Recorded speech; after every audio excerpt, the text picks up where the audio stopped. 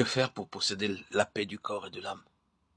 Nous devons aimer tous les hommes comme nous-mêmes et être prêts à mourir à toute heure.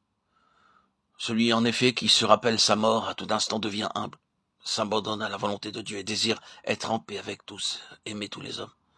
L'âme de l'humble est comme une mer. Si quelqu'un jette une pierre à la mer, la surface de l'eau est troublée pendant un instant, puis la pierre s'enfonce dans l'abîme. Ainsi, toute peine est engloutie dans le cœur de l'humble, puisqu'en lui est la force de Dieu. Où es-tu, âme humble, qui habite en toi? À qui pouvons-nous te comparer? Tu es resplendis, clair comme le soleil, mais en brûlant tu ne te consumes pas. Tu réchauffes tout, par contre, de ton ardeur. À toi appartient la terre des doux selon la parole du Seigneur. Tu es semblable à un jardin de fleurs au centre duquel se trouve une belle maison où Dieu habite. Le ciel et la terre t'aiment et t'aiment les saints, apôtres, les prophètes, les saints, les bienheureux, et t'aiment les anges, les chérubins et les séraphins.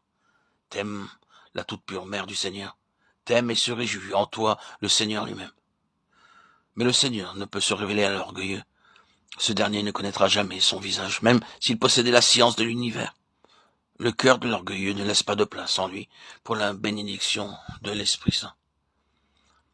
Sanctifie, Seigneur, tous les peuples de la terre par ton esprit, et ta volonté sera faite sur la terre comme au ciel, car toute puissance t'a été donnée. Mon cœur souffre pour les hommes qui ne connaissent pas Dieu. Celui qui abandonne son Créateur, comment soutiendra-t-il le jugement universel? Ou pourra-t-il s'enfuir pour se cacher devant la face du Très-Haut? Je prie Dieu instamment pour vous, afin que vous soyez tous sauvés, que vous réjouissiez tous éternellement avec les anges et les saints. Bienheureuse l'âme humble, car Dieu l'aime. Les cieux et la terre louent les saints pour leur humilité. Le Seigneur leur donne d'être avec lui dans la gloire. Là où je suis, là aussi sera mon serviteur. Jean 12, 26.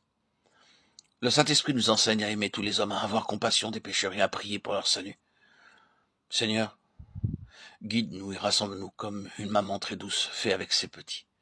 Enseigne à tout homme ta venue et révèle la puissance de ton aide et restaure l'âme de tes fidèles. Nous ne pouvons contenir la plénitude de ton amour. Les choses terrestres obscurcissent notre esprit. Illumine-nous, Seigneur. La prière nous conserve la paix et en la conservant, nous obtenons le salut. Tel est l'enseignement de Séraphin de Sarov. Tant qu'il vécut, le Seigneur, à cause de ce grand haut rang, protégea la Russie. Après lui, nous a été donné le Père Jean de Contraste. Sa prière, comme une colonne, s'élevait jusqu'au ciel.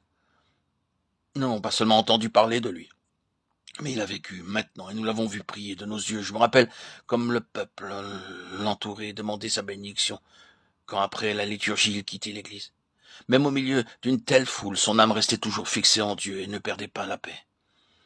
Il aimait les hommes et ne cessait pas de prier pour eux. Seigneur, envoie ta paix à nous et à tous les peuples. Donne à tes serviteurs ton Saint-Esprit afin qu'il les réchauffe de son amour et leur enseigne toute vérité. Seigneur, fais que ta grâce repose sur ton peuple. Donne ta grâce à tous les hommes afin qu'ils te connaissent dans la charité et disent, comme les apôtres sur le mont Tabor, qu'il fait bon, Seigneur, demeurer avec toi. Luc 9, 33. Ainsi priait-il sans cesse pour les hommes et ainsi gardait-il la paix de son âme.